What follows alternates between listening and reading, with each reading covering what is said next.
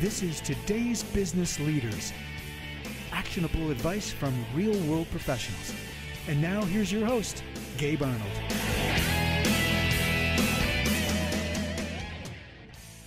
All right, so on today's show, I have Ian Healey, and Ian used to be my neighbor when he was a little kid and when I was a little kid years and years ago, and now he is an entrepreneur, so super excited to have you on the show, man. Thank you, man. I appreciate it.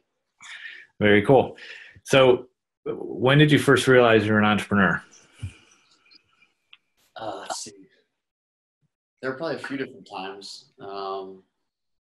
One partially inappropriate answer and one that is more aligned. First in college, which is funny because now nationally, I view it as medicine. So I was selling weed, and it's how I paid for a lot of fun things. It's how I got through a lot of college, was to keep up. But I never looked at it as a drug. It was the most creative thing ever. It was providing my friends with a gateway drug to enlightenment so they could figure out what the hell's going on here on Earth. But, a non-funny answer, when I first got my corporate job, I was downtown living in Cleveland post-college, sales, working for a big, Fortune 50 company, billions and billions of dollars. And I was sitting in a cubicle just miserable. When the average age in my office was 40 years older than me and the average conversation was gas prices, Trump, and the weather, I was like, this is not where I'm supposed to be. This makes no sense. And I did have one pinnacle moment walking home one day from work where I caught my face in the reflection of a building, and on a day that I thought was a good work day, and it was miserable. It was like a stuck frown. I was like, what is this? What is going on? And so I just contemplated. I really went home and sat on it and meditated, and I was like, this is just not the path for me. I'm too creative to be in a box in a little cubicle being told what to do. A little bit of ego, but it never looked back from there. Threw all my shit in the car and drove out west. Why did you move? So I moved out to California. I've always had dreams of living in California. California is, for any of those of you who have been there, and if you haven't, you still know. It's LA is beautiful. I mean, there's a lot of crap you can get wrapped up in, but the creativity and the energy of Venice specifically, it's a very startup hub. And so one of my best friends kind of paved the way. He was out there 2 years earlier, and I moved out with two of my other best friends. And we started a few companies together. We all went to college together. We all went to high school together. We went to Orange and Miami University, and then graduated. And we're like, let's do this. So we all just drove across the country and lived in a house together, a 4-bedroom house on the water, which was so fun. Very cool. Yeah. Yeah, there's something about leaving where you're from, and there's also something about where we grew up that's very different than like living in Chicago like I did for a while. I've been to LA and San Diego and, all sorts of different places, San Francisco, and like there's such a different energy there. And being that I know you're kind of woo and in tune with some of this stuff, what do you think the difference is at the energy level, or what's going on in Cleveland or what's not going on in Cleveland that's going on in LA? Because I totally agree with your kind of blanket statement of like the energy school here. I was out there 2 weeks ago. I forgot you were there. I should have looked at high level, just saying it like that. It's like, the energy feels good, but I mean, really at its core, people don't really ever take the step back to realize it. But when you travel to somewhere like, Hawaii, or you travel to somewhere like a desert or the Grand Canyon, you feel different, and people they realize, they're just like, they think it's because they're on vacation, or they think it's because they're in this cool zone, when in reality, there's spaces around the world that have different like energetic give-offs, like environments. And there's a lot of negative energy here too. I mean, there's masks and fake people. I mean, it's LA. It's like, come on, it's literally Hollywood. I get it. Full of plastic. Yeah. I'm so grateful to have come from specifically Cleveland, like that area. It breeds perspective. There's a lot of people out here who don't, appreciate it. They complain that it's been sunny too many days in a row. And it's like, really? Any day in Cleveland, you can wake up, it could be 90 or it could be hail. It's like bipolar weather. So I don't know. there is a different feel here. There's also just a lot of people going after it. Kind of like New York City, how it's like hustle and bustle, but but people here are friendlier. New York, it's like head down. I'm not going to look at you on the subway. Here, people are always looking to co-create and collaborate. And like in a week, you could have an entirely new business team. It's crazy. And it's just different opportunities to meet people here. You know, where I grew up it's kind of in the suburbs. There were no sidewalks where I was. There's no kind of hub. I wouldn't drive to Heinen's grocery store and hang out and meet people. But here it's like every other cafe and grocery store is a meetup. It's like you're going to a bar. It's like social hour. Like, who do you want to meet and talk to over kale? It's interesting. Yeah, man. That statement is California. Yeah, like, I don't meet people over drinks anymore. I meet them over kale and like spinach. Yeah. It's fun. Yeah. I was just back in Cleveland last week, and I'm actually coming back in another week. I have a wedding in Virginia, so I'll be back for a few days. Nice. Yeah, hit me up when you're around. If I'm traveling a bunch, but if I'm around, I'll be out there. You'll be out here eventually.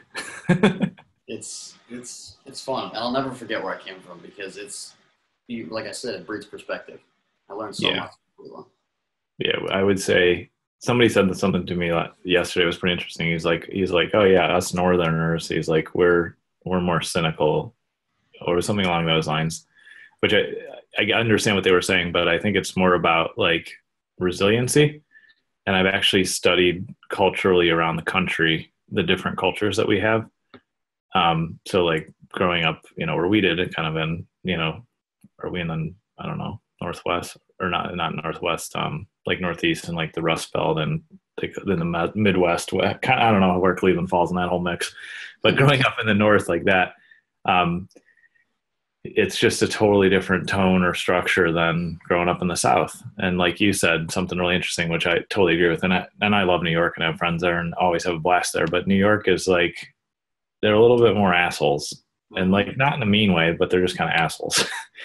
LA, everybody's friendly. And you have to watch out for it here too, because it's like you'd almost rather have some of that energy sometimes of like I really don't care about what you're talking about, because sometimes you'll end up wasting your entire day talking to someone who's just being all fluffy and fairy and woo-woo, and it actually leads to nothing. And it's like, oh, I just wasted 20. That's the only resource you can't get back, is my day that I just wasted.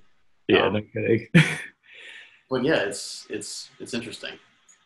I came around like 10 or 11 years ago was the first time I went to California. I stayed there for 2 weeks. I flew into San Francisco, worked on a bunch of projects, did a bunch of stuff, met a bunch of people, and then I drove down the coast. I think it was the coastal highway all the way to LA. And I turned the corner. I remember this one. So I turned the corner and there's two energy feelings and like experiences I'll never forget. I turned the corner. It was the 1 or the 5. I don't remember. It's been so long, but I turned the corner and like, there was literally just this wall or this ocean of cars.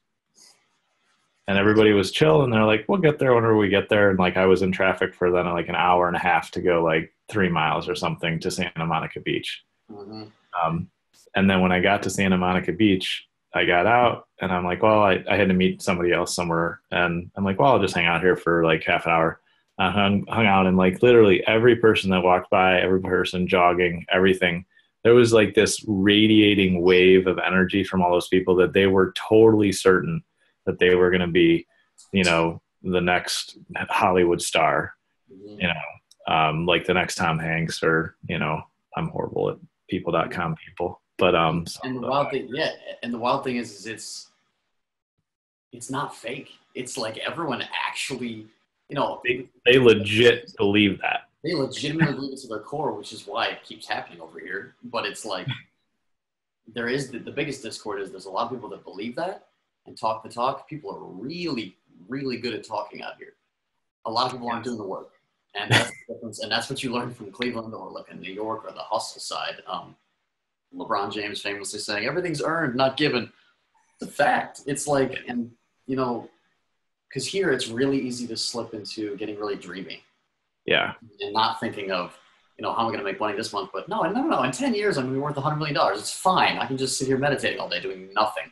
People are on that wave out here.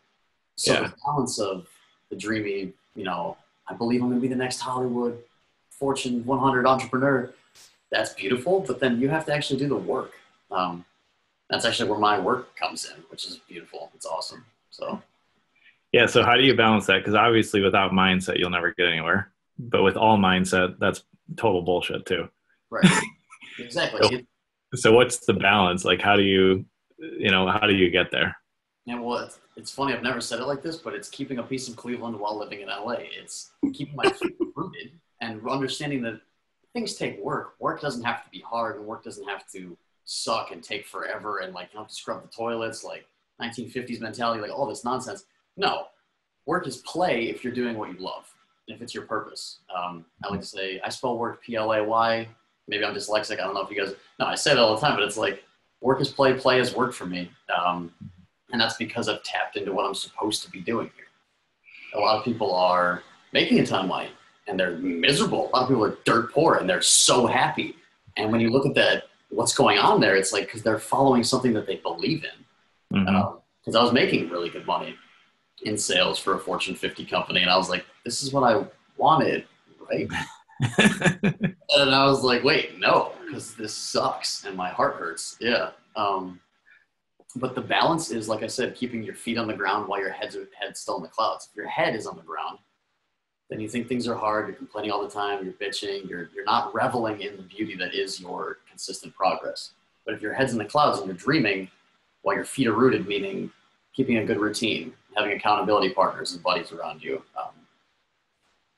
sticking to your word, the routine thing is huge. People wonder half the time why they feel shitty all day long or every other week. And I'm telling people at their core, it is more often than not because you are not doing something you said you were going to do. Whether that be waking up at a certain time and you hit snooze, you're feeling that residual effect all day long. It's like, I'm going to wake up at 5 and get after my job and change the world. And then you sleep till 9, you're going to feel shitty because you literally just said to yourself, I'm going to do something, and you didn't do it. Routine and habits is everything. And I've been really dissecting the habits and routines of billionaires, but also really spiritual people, also really people that have failed. Because, I mean, it's one thing to know what to do, but it's way more important to know what not to do. I would agree with that. And it's just a consistent progress. There's no like, I'm done here. I've made the perfect routine. It's going to shift my whole life. But what won't shift is the passion, the purpose for what I'm doing. So for somebody that, I understand what you're saying, which is good. But for somebody that feels like all that's super ethereal and like out there and not achievable, it's probably, I'll make an assumption, it's probably like the assumption or the constructs of the world that you grew up in. And this is specifically for folks in the United States, but I think this occurs around the world too. We were educated inside a system that was built 120 years ago, approximately. We then moved into higher education that was built for the Industrial Revolution. And then we wonder why we're miserable and upset. How does that transformation happen? Because it's really difficult to remap everything in your brain. And that's what has to happen to achieve happiness is a new mapping, and it's a choice. And to be successful in life is also a new mapping and a new choice. And so there's ways to do it. What I was guided to do and what I felt right to do was the second I started realizing that this hamster wheel sheep mentality of like, go to college, get the corporate job, go through this, climb the ladder, scrub the toilets, get 6 kids and a white picket fence and call it a day. I was like, when I realized that there is just these loops that like, not just a few, like hundreds of millions of people are following. I was like, well, hold up. What are the dudes that aren't the sheep doing? Because I want something different. I had this feeling. And the world doesn't need any more sheep. The world doesn't need any more hamsters. The world needs people that are happy. And it needs people that are happy about when they're in a bad mood, happy about not being in a good mood because they realize they're learning something from it. There's just this perspective shift that you can get. And yeah, it does start with the education. Because the education system in the US, to put bluntly, is just bullshit. It's just crap. It's like I learned more in the last 365 days than I learned in 4 years of college. That's so wrong. I went to business school. I went to one of the best business schools in the nation, and I learned a lot about nitty gritty stuff, like how to build PowerPoints and how to present. Like, I'm not shitting on Miami University. Shout out. I love Miami, but like, I learned way more outside the classroom. And if that's a quote that people are saying all the time, yeah, you learn more outside than inside the classroom. What's wrong with the classroom? Like, what's going on in there?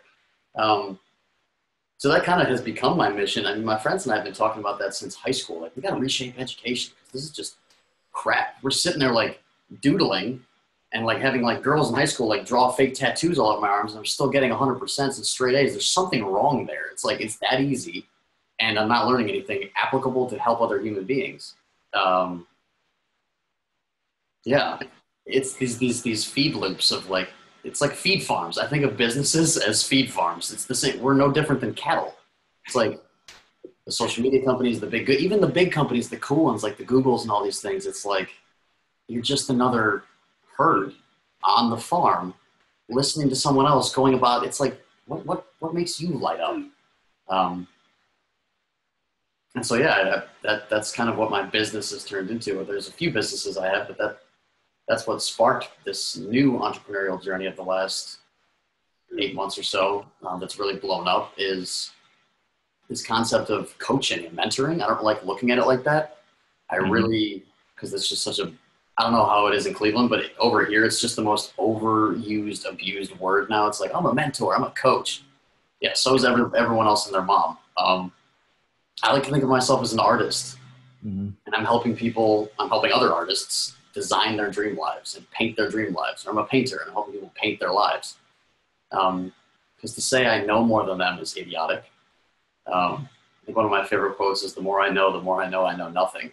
I'm still learning, and I will always keep that mentality, because I've caught it the second my ego gets in the way and I'm like, oh, I know a lot.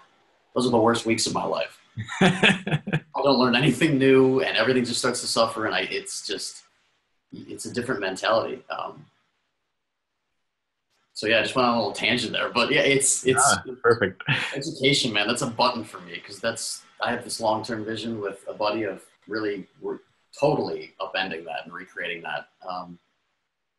And how you do it is through niche things. It's like someone who's a painter and a musician, they do not need to know times tables. That's just why. No. And someone who's like wants to write books does not need to know astrophysics. It's the most blanket, like, everyone on this live thing can understand that. Like, that's simple though. That's not woo-woo. That's like, if you like one thing, why would you study another? Seriously. Yeah, I totally agree. A lot of people in the U.S. don't know what they want. That's where it starts. I think it's called Stop Stealing Our Dreams. I think that's the title. It's by Seth Godin. You should go look it up. Seth Godin.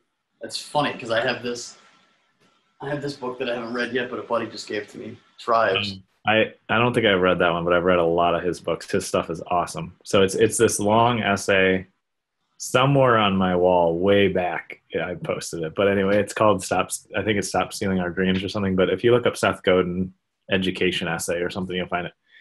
That reminded me of that. The other thing that you might enjoy studying is my son goes to Hershey Montessori, and you would love Montessori education. So to check that out. Definitely. So you said something that gave me a lot of hope. And I'll explain why. Number one, you're on the show because of your parents, because they're awesome. And you should never underestimate the power of social capital, obviously. But I was like, well, I'll give this kid a shot. And you really approach things really well when you wanted to, work with me. And I forget how the conversation started. Like, you just really had a human to human conversation, and you weren't like a scammy salesman. Yeah. There's a lot of it. There's a lot of that. So I was like, oh, this guy kind of gets it. It's totally worth the risk. But I'll also, again, I wanted to preface and frame this next part this way, because I'm just honest. I just say what I think. And that is, most kids your age are just bullshit coaches.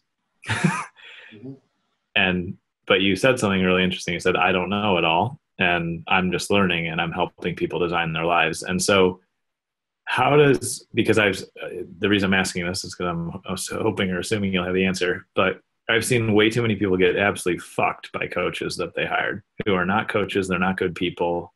These are people that their lives are a disaster, and they're just faking it. And so of course they can't get good results. I'm actually helping somebody for free right now who paid $6,000 to somebody that didn't do anything for him. Typical, hurt before you even pretend to help approach. So what makes you different, and why, I understand. I don't say I'm a coach or mentor or consultant. I do a ton of that, but I never say that because I just don't want to be stigmatized with a horrible, horrible industry. Let's be honest. PTSD. Yeah, seriously. And it's like, how do I separate myself? Well, it just comes from a different understanding. One, the dudes and the girls, these people that are business raping people in a sense and not doing it well.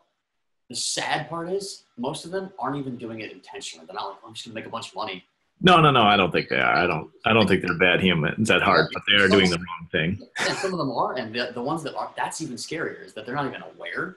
And the biggest discord that I've seen, and the only reason I can speak to this is because I was doing it over a year ago unintentionally, and then I woke up to it and I was like, ugh, none of that. You have to practice what you preach. So all these people that are teaching these methods and lessons and routines, and hey, you got to do this, you got to listen to this, you got to read these books, you got to do these exercises, you got to do this meditation, visualization, business plans, all this stuff. They aren't even doing it themselves. No shit. Red flag. Yeah, no shit. It's not going to resonate with your clients, and you're also just lying. I mean, it's kind of harsh to say, but you're lying. It's like you're teaching something. It's like if I had it always comes back to these simple analogies for me. If I had an economics professor at Miami University in the business school, which is like this elite thing, you pay a lot for it, which is like what good coaches do, and he had never studied economics, and instead all he had done was read Winnie the Pooh. And I'm sitting there having paid a buttload of money to come to the school, and he's teaching me about economics, and he has no idea what he's talking about. That's what these people are doing. And they're also not coming from the right mindset. This is a huge shift that I'm really excited to talk to people about on this podcast, is the money mindset. Money, this acronym that I was tuned into by a mentor and a very close friend, money stands for my own natural energy yield. So what you put out, you get back. My own natural energy yield. It's a figure 8. And which means to me, in terms of this business of being an artist and helping people design their lives, not a coach, that money is nothing more than a representation of how many people you're helping or an impact you're creating in the world. It's like, there's a problem out there.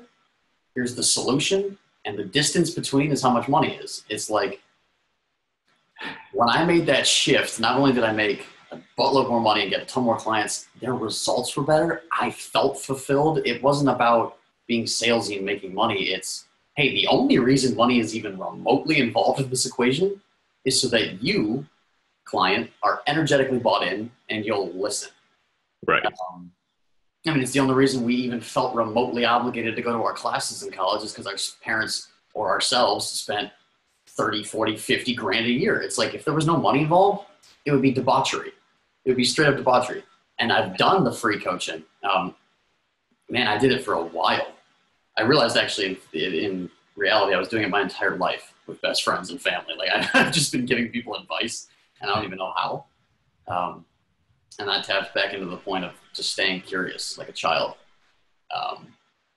Your eyes, this is also, these I love these things that just come to me in the moment. Your eyes don't age past 7 years old. So the way I like to look at that is, for perspective's sake, is everything else is going to get older. Your clothes are going to change. Your body's going to all this shit. But as long as you can keep that childlike wonder through your eyes, oh, you're killing it. Because there's something not only just every day to learn, in every moment. Like the Seth Godin guy just popped back into my life. And if I would have just been egocentric, oh, I've read all the books, I know everything, I wouldn't even consider reading that essay that you mentioned. But now I'm going to learn more. And it's so because I have those eyes. And everyone can tap back into that. Again, that's not something special. You know, Tony Robbins has that beautiful documentary, I'm Not Your Guru, where he's like, I know a lot, but I don't know anything more than you guys know. Yeah. And that's the way I view helping people and all of business is, I'm not teaching anyone anything. I am reminding them of all that they already knew. And they've just spent 20, 30, 40, 50, 60 years forgetting it. Because you knew everything. Everyone knew everything I taught or I teach when they were newborn kids. when you're that childlike wonder, you are just raw. Everything's curious. You just want to learn. And then we spend 30 years getting wrapped up in this emotionally frayed ball of yarn. Yeah, I said a lot there again. I go off on these tangents. That's how I function, man. I don't know. No, it's good. I love it. I totally agree. But that's what makes me different is that money mindset. Mm-hmm. I'm just helping people. Like, I wake up every day like, who can I help? Who can, I have this mantra of find somebody who thinks they're alone and tell them that they're not. Because no one's alone. And again, all of these things that come out of my mouth and that I preach now are only because I have lived them. And that is the biggest problem with a lot of these coaches that are business raping people is they haven't lived shit. They haven't lived anything that they're preaching. They don't know anything about the pain. They don't know anything about going through trauma. They don't know anything about real support and advocation or routine. They're just like, ooh, I see an opportunity. Someone's wounded. Let me go hand them a Band-Aid. And that's why I was first doing business too. I was like, oh, here, read this book. Here, take this pill, in a sense. It's like, I will never, ever give out a Band-Aid. People are like, yo, what should I listen to make myself happier on YouTube? I'm like, let's get on the phone call with me. Talk to me for 30 to 45 minutes. And if I can help you long-term, I will. And if not, I'll point you in the direction of a ton of resources. But I'm sick and tired of giving out Band-Aids for people when they need surgery. So how does somebody filter out people that were doing it wrong? Like, we all have done it wrong. So I appreciate you admitting that. I have done it wrong for so many years. But how do you filter out people that are doing it wrong so you don't get burned by the high pressure sales and the big promises by somebody that's not actually walking the walk? Like, how do we avoid that? The power of language and communication and word. I mean, everyone's genius on earth in terms of their feelings. Some are more in tune than others. So you're on the phone with someone, or you're having an email correspondence, or even just a text message. We brush over it. We just look at the literal words. But when you get a feeling in your gut when someone says something to you and you know it's right or you know it's wrong, you got to go with that.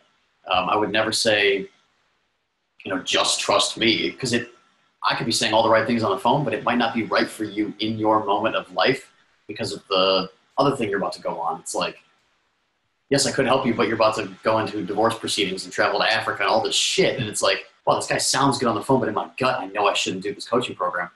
That is what you follow. You follow your gut. Forget who said it, but someone said that the gut is like a second brain. The gut controls. I don't even know the science behind that. Half the time it's like neural pathways, all this shit. Like, I don't even care about the science half the time. It's just like, I know what works, and it's following your feelings. That's something also I preach and teach is your emotional compass. We all have this compass that's always pointing true north. And when you experience fear, anxiety, or stress, or joy, it's like, it's the path of least resistance. It's the easiest way to follow it. It's follow your emotions. For a while there, I was saying, I don't think, me and my whole team, my partners, we don't think, we feel. And that's why we're consistently growing and learning at this rapid rate, is we're feeling. But there's also just easy ways to tell. You can tell when someone's being salesy. You can tell when someone's like, no, you need this. But if they're really like, hey, if they say something to you like, hey, it's not about the money. In fact, I actually don't want your money. The only reason you have to pay is so that you are bought into me and I can teach you what I know and I can actually help you. Because my only purpose, why I get out of bed every morning, is to help people that are suffering. And every human on earth, whether they're aware of it or not, was born with a disease. It's called birth. And we're all dying slowly. Everyone is suffering and everyone has something to work on. I'm suffering. Everyone's suffering long term. It's like, what do you need help with and who can help you? And I also, just in terms of divine timing and spirituality, you don't have to be spiritual to realize, like, people are like, oh, deja vu or coincidence. There's no such thing as coincidence. If you run into someone online the day that you're feeling miserable and don't know how to make more money and they end up talking to you on the phone about how to make more money, wake up. Like, wake up. They're there to help you, and it's like the biggest change in your life. I mean, when I first invested in a mentor, I had nothing. But it felt right. It actually felt like I was going to throw up. I was like, oh, I got to commit this, and I don't even have it. But I know in my soul, if I do this, it's going to lead to everything, and it did. It's like essentially hitting zero, and then you go back up. Humans do amazing things when their backs are against the wall. So if you're at like one of those points of pain, there are good people out there. Don't let one or two or three shitty coaches, I don't know how many people have invested in, don't let that taint your ability to grow and learn. Because I'm here and there are good people out there. Gabe's here. It's like there are good people for real. I totally agree. For a while, I was annoyed that there were so many shitty coaches or salesy people. And then I took a step back. I was like, oh, no, you know what? Thank you. Just like creepy guys at bars and shitty dudes. At the time, I was so mad. I'm like, they're ruining it for the rest of us guys because now girls are so guarded. But now I'm like, you know what? Thank you. You make me look like a prince. You make me look like a superstar. Because when I go up and I go, hey, you want to be friends? Or hey, you want to drink? Like, I just want to talk.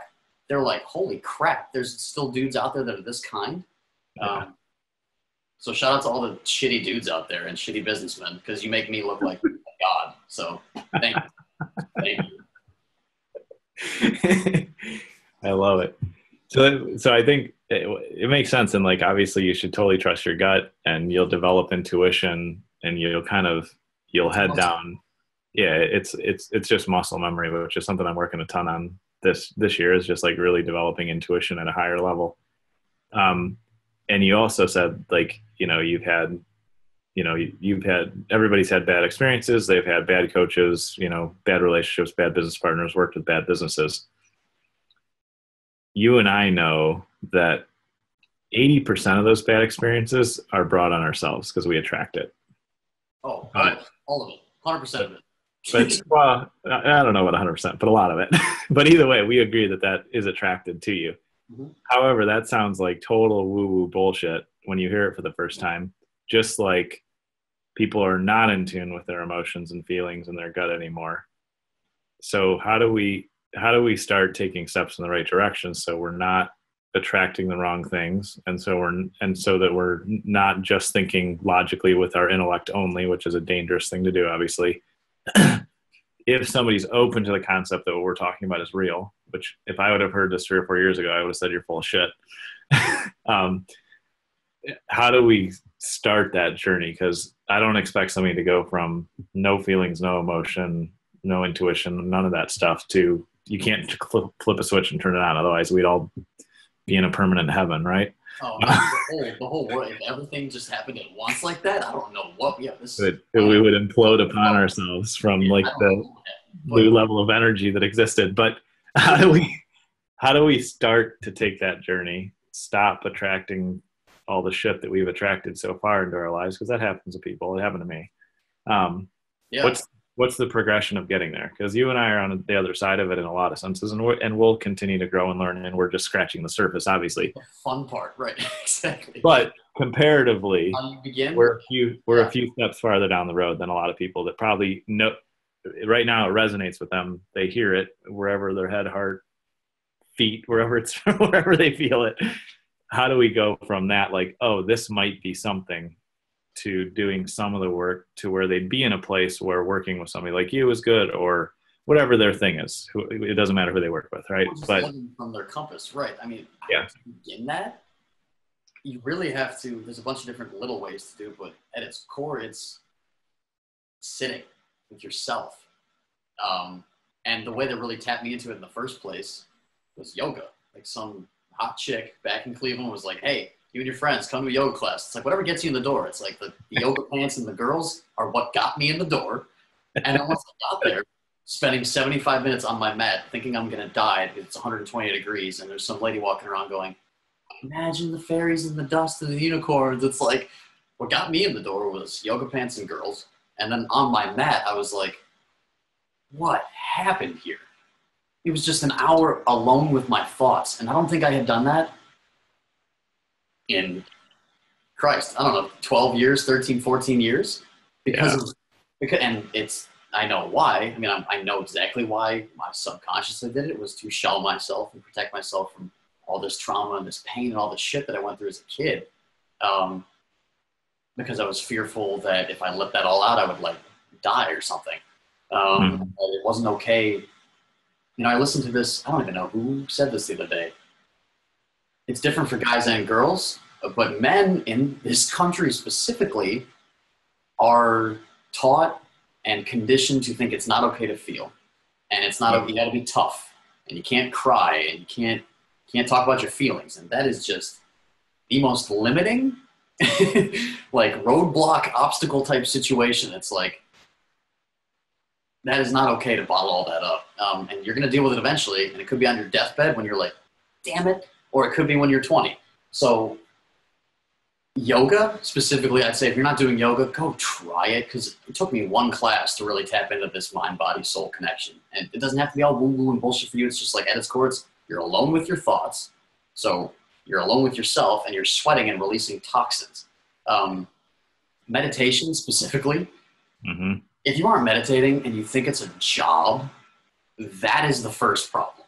That is the issue. It's like, it sounds like a job to you to sit down and breathe by yourself. That means you don't want to be alone with yourself. And I know a lot of it is because people have these misconceptions that meditation, you're supposed to have no thoughts.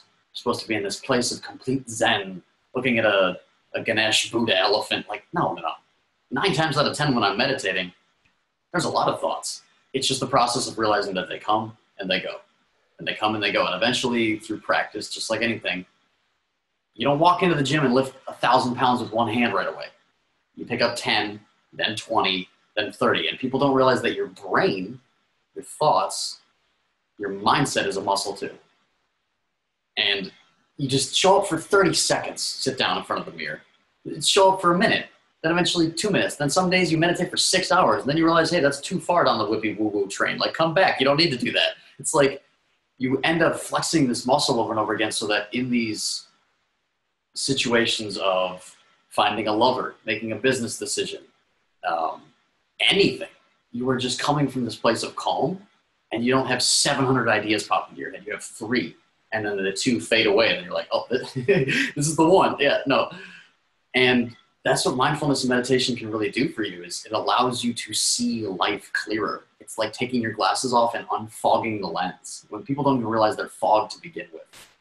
And it doesn't have to be all spiritual and ethereal and woo-woo. It's like, at the end of the day, guys, sitting down and breathing just feels good. When was the last time people that don't meditate, it's like, take a step back and breathe? BKS Iyengar, one of my favorite authors of all time, says breath is the king of the mind. It's a fact. Anytime anyone gets flustered, they notice, or maybe they don't notice, that they go, you take these deep breaths, there's a reason for that. There's a reason you feel euphoric and like you're stoned out of your mind when you walk out of a yoga class. Like, there's a reason for that. There's a reason singers are taught to sing from their gut, like breathe from their diaphragm. There's so much power in the breath. And so that's how I would recommend getting into it. It's baby steps. This is why I do this cube. I knew this was going to come up at some point. Something that people think is so hard, 0.0000, I think there's 4 zeros and then a 1% of people in the world can do it. It's not because I'm a genius. It's not because anyone who knows how to do this is a genius. It's because I took the time to learn the 7 steps. There's actually only 7 steps. There's another algorithm that's 4 steps that I haven't learned yet. 7 steps. So something that people think is impossible immediately becomes I'm possible once you sit down to learn the steps. Same thing goes for meditation. Same thing goes for building a business. Same thing goes for falling in love. Same thing goes for cooking a freaking omelet in the kitchen. There are steps for that. It's like you crack the egg and then you let it sit and then you turn the heat down. It's like there are steps for everything in life. And the simpler you can make them for yourself, you will have less resistance to doing it. So it's not go meditate for 6 hours and go to Tibet and eat leaves and transcend your body. No. It's sit down for 30 seconds and take 10 breaths and then go about your day. The next day, do a little more. Rome wasn't built in a day. Literally all these quotes, you bring them back to the root and everything is steps. You don't just go run a mile. I think it was Edison. He said he didn't have 3,000 failures to make the light bulb. He had 3,000 steps. Everything is that simple, guys. It's like nothing is difficult. Yeah, you can have ups and downs in business. You can make a ton of money and then lose a shit ton of money. You're going to fall in love and then have her break your heart and hit you with a hammer emotionally. Sure. But that's the learning. I lean into that now. It's like when shitty things happen, I'm like, yes, there's so much more to learn in the failures. One of my mentors, Xander Fryer, he's an elite human being. He's killing it. he said, the reason I am where I am today, making a ton of money and helping a ton of people, is because I was willing and still am willing to fail harder, faster, more often, and stronger than anyone else. It's like, in the time it'll take me to fail 100,000 times, you'll fail twice because you're scared of failure. I will just fail more. And when I fail more, I succeed more. But yeah, I guess through all of the things I've said, just to get into this emotional side, seriously, just show up for yourself. It's that simple. Just like Nike, just do it. Just show up. Just sit down. That's why they say in yoga, just get to your mat. I can't tell you how many times I've shown up to a yoga class and not done the yoga flows. I've just sat on my mat in a hoodie, just sitting with my thoughts, or in child's pose, just stretching. It doesn't have to be all like hippy-dippy and difficult to understand. It's like, just show up for yourself out of respect. Yeah. Yeah, I think that's huge. I think you're right. I think we obviously have like a lot more going on internally in our soul and our emotions inside our body, wherever you want to classify that's sitting in your mind. Like we have a lot more going on than we realize. And if we just repress it, then of course the outcome is going to be negative. Like you said, you can't operate without feeling for the rest of your life. It will implode on you. You'll have a heart attack, or you'll attack somebody else, or something bad will happen. Yeah, you get cancer, or you like literally, this is what I won't even waver on this. It's like, some people won't get it. That is what disease stems from, is not following your purpose. It is what all disease stems from. It is not loving yourself at its core. Because you're making someone else's dreams, someone else's priorities more important than your own. And to be selfless, I believe to my core, you have to be selfish. Yeah. To an extent. And, talking about the attracting thing, the reason I was like, 100% of the time. Also something I won't waver on because I know it to my core. I recommend if people on this podcast or live, anyone who's watching this hasn't heard of Abraham Hicks, to YouTube Abraham Hicks. It is the biggest, most life-changing, it's a pivotal switch you can make in your mind. It's when you own that you have attracted everything into your life ever, even the shitty stuff. It is so empowering. Because, coming from a massive background with alcoholism, like generations of it, like alcoholism and abuse and just all this stuff, there's two different ways you can look at it. One, I'm a victim. Or two, it happened for me, not to me. And if you look at it for me, it's like, oh shit, in this moment, I learned how not to treat a woman. Oh, in this moment, I learned how not to hurt myself. Specific society, they really don't matter. It's like, or you can play the victim role. And why I really am so adamant and persistent about this with people is I played that role for such a long time that I know it more than any other role on earth. The world is a movie, and you're the main character. Each of us is the main character in the Hollywood movie. And I played that role so well for so long, being victim. It's like, why? Because it felt good to be like, mommy, give me a cold cloth. Like, why do people like being sick? Sickness is a choice. This is also a hot take that people a lot of the time aren't going to understand. It's like, why do you enjoy being sick, though, sometimes? I've caught myself smiling when I have like a flu, and I'm sitting there going, why do I? Oh, it's because I'm being taken care of. And it's because I don't have to work or pay bills or go work out. I just get to sit and play victim. It's like, it's funny. And all the negative, shitty stuff that's happened to you in your life, when you own that and go, this happened for me. I attracted this so I could learn something powerful. It's actually life-changing. I mean, it's not about the more money you'll make. It's not about the guys or girls you attract and the love. It's about, to your core, understanding that you're a creator. And that like attracts like. The law of attraction is the only law that anyone needs to understand here on earth. It is a law. And it's either you'll wake up and realize it wholeheartedly on your deathbed at, I think the average life, I was reading this Mind Valley study now. It's like the average person now is going to live to like 120. It's like some insane statistic. It's like people forget. Like, used to be 80 and 90. It's like, no, you're going to live in triple digits. So do you want to be like crippled and like shaking and then you realize that you're attracting everything in your life? Or do you want to wake up now? It's a choice. And it's so empowering because then it allows you to understand that you can control your thoughts. And another mentor, Mike Dooley, who if you don't sign up for his notes from the universe, it's just the coolest thing ever. You fill out a little profile and you get these emailed to you. And it's just the most empowering, like, hey, it's like a reminder. It's like, hey, you're an artist. By the way, like, you're loved. Go live your day. It's just like the coolest little emails. He has a famous quote. It's so simple. It's thoughts become things. And on those days that, I like to tell people, when you wake up and you start going on a shitty train of thought, like, oh, it's gray out. Oh, it's raining. Then you stub your toe. Then you drop your toothbrush on the freaking bathroom floor. Then you realize you're out of milk. And then you're driving and you're late and you're in traffic and then you pop your tire and then your whole day's fucked. Or when you wake up and you go, wow, it's raining? That's so beautiful. Wow. And then you go to the coffee shop and someone in front of you buys your coffee for no reason. It's like, that's how the days go when you begin them from a day of gratitude in a good space. Again, going on a little tangent, I always do. But it's so important to realize that, because that simple shift in understanding, it's not hippie woo-woo nonsense perspective bullshit. It's not a cliche. It's a way of life. And you can choose to play victim and bitch and complain. And I'll just sit there and say to you, does that feel better to complain about how you were abused as an 8-year-old? Or does it feel better to understand that you learned how not to treat your children? It feels way better. And I think that's our only job here on earth, is to feel good. So, and feel good about feeling bad. Because when I feel bad, I'm like, oh, there's some gold here. Where is it?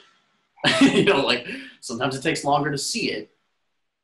But you broke up with this girl because you were meant for this girl. You stubbed your toe here because you learned to move more mindfully through the kitchen, not jumping around. It's like there's little gold. And people think it's just a perspective half the time, and that's okay. But like at the end of the day, I'm happy. So it's like, if you want to be happy, I highly recommend getting on this train, whether you think it's woo-woo or not. Fantastic, man. I love it. And it's just, at the end of the day, all of life is thoughts and choices, and it's you're in control of where you're going to go. So this has been a blast. 70% of their time just thinking. I don't even know who said that, like the busy being busy. So many people are just busy being busy. Yeah. Thinking all day, and then just, again, it's because I've done it myself, and I see tons of people, it's like, clean this, rearrange their room 17 times throughout the day, like, wash the same dishes. It's like, what are you doing all day? Do you eat? And it's partially a society thing. It's like society has made us think that we are more valuable the more we do. It's not how much you do, it's how you do what you do. So it's like, if you're just doing all day, what are you doing? I don't know where I read that stat. Like 70% of people spend their days doing nothing other than thinking. Or they're just walking around. Like you're not even making decisions. I think it's like the 5-second rule. Mm-hmm. Mel Robbins. She's like, just decide. Like kale or spinach, pick one. Otherwise, you spend 3 hours at the grocery store doing nothing. Just thinking. Oh, yeah. 40 different types of water, especially in LA. It's so funny. It's like there's 70 types of water on the shelf. I was just going to say that all of those statements are LA problems. LA problems, yeah. When I walked in the grocery store yesterday, I looked, for the first time, it brought a smile to my, I'm like, why are there 45 different types of water? What sense does that even make? It's like, what happened to water being water and it all being good for us? Yeah. Yeah. And everyone around me was like, because I said it out loud, I had headphones in, I'm like, what? And all these people started laughing. They're like, yeah, man, you're right. Sparkling, still, Fiji. Like, come on. Well, we'll wrap it up there, because this has been lots of fun and we could go on for hours. I go off on these tangents, but. So super quick, because we both have things to jump and do. If people want to hang out with you, see if it's a good fit, talk to you, what's the best place to reach out to you? Yeah, so I'm in the process. We have a really beautiful, sexy website being designed. So that'll be somewhere to send people soon. But as of now, just keeping business simple. It's like, if anything that I've said piques an interest, or you just want to learn more at the very least, or just be helped on getting clarity on where you want to be in life, I do that for free, and it's just a phone call. So I can post the link. I think what makes the most sense is just to put it on the Facebook. Yeah, just comment down below there. That'd be perfect. Okay, cool. And it's just a link to sign up for a phone call. And that's as simple and as streamlined as business should be these days. It's like, I'm going to send you 16 ebooks, and here's 15 emails, and here's my website, and here's all my nonsense, here's my YouTube channel. It's like, I'm going to get you on the phone, and I'm going to be just how I've been on this podcast with you. I'm going to be real and raw. And it's like, if I can help you, I will. And if I can't, I'll also let you know that too, because I don't want to waste your time, and I definitely don't want to waste my time, because it's valuable. So yeah, I'll post a link for us to chat. Awesome. Well, this has been an absolute blast, Ian. We'll definitely have you back soon. Thanks for hanging out, man. Heck yeah. Thank you, man. You've been listening to Today's Business Leaders with Gabe Arnold. Remember to subscribe on iTunes. For more information, visit todaysbusinessleaders.com.